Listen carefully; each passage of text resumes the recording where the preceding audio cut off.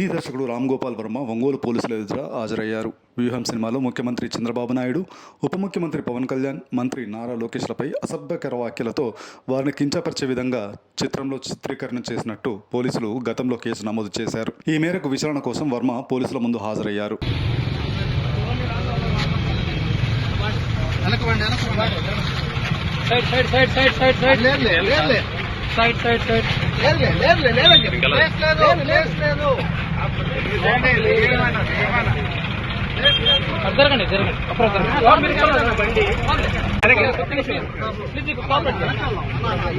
కొద్దిగా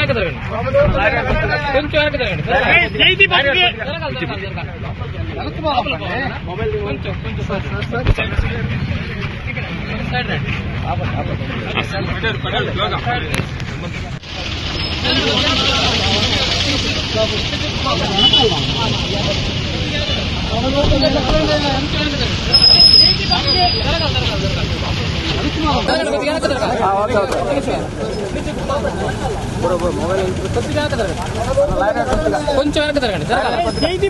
జరగాలి లోపల పోవాలి కదా. కొంచెం సైడ్ రండి.